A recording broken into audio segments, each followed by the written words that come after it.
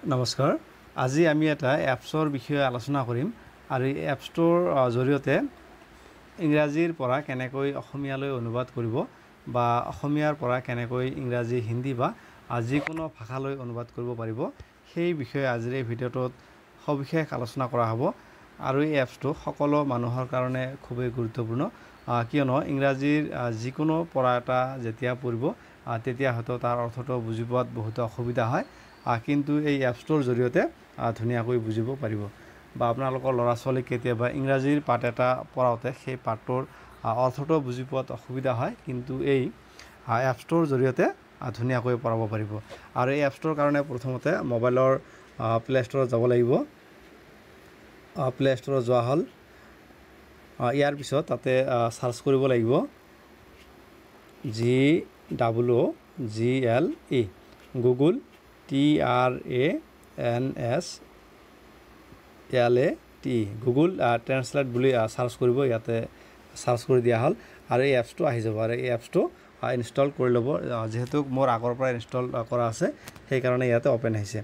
install কৰাৰ পিছত সেই এপছটো যাব লাগিব ইয়াতে এপছটোত অহা হ'ল ইয়াতে ক্লিক কৰাৰ পিছত ইয়াতে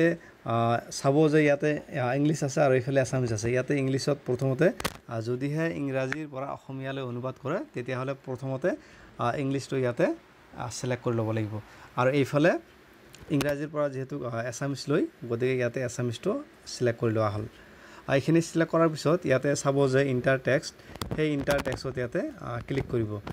ক্লিক কৰাৰ পিছত ইয়াতে প্ৰথমতে ইংৰাজীৰ যিকোনো এটা বাক্য লিখিব লাগিব চাপ'জ ইয়াতে লিখা হ'ল যে I am a student STUDENT যে মই এজন ছাত্ৰ ইংৰাজীৰ যেতিয়া যিকোনো পঢ়া বা যিকোনো বাক্য এটা লিখিব তলত সেইটো অসমীয়ালৈ অনুবাদ হ'ব বা এতিয়া যদি আমি অসমীয়াৰ পৰা ইংৰাজীলৈ অনুবাদ কৰোঁ তেতিয়াহ'লে প্ৰথমতে ইয়াতে ইংলিছ দিয়া আছে ইয়াতে প্ৰথমতে এছামিজ এইটো সিলেক্ট কৰি ল'ব লাগিব সিলেক্ট কৰাৰ পিছত এইফালে ইংৰাজীটো এইটো সিলেক্ট কৰি ল'ব লাগিব সিলেক্ট কৰাৰ পিছত সেই ইয়াতে ইণ্টাৰ টেক্সট ইয়াতে টেক্সটত লিখিব লাগিব এইটো এছামিজ লৈ কনভাৰ্ট কৰা হ'ল যে ইয়াতে লিখা হ'ল যে ৰাম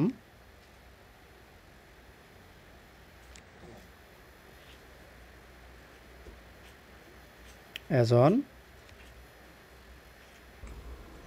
ভাল ল'ৰা ৰাম এজন ভাল ল'ৰা এইটো অসমীয়াত লিখাৰ লগে লগে এইটো ইংৰাজীলৈ ট্ৰান্সলেট হৈছে যে Ram is a good boy যে ৰাম এজন ভাল ল'ৰা এনেকৈ আপোনালোকে কৰিব পাৰিব এতিয়া কথা হ'ল যে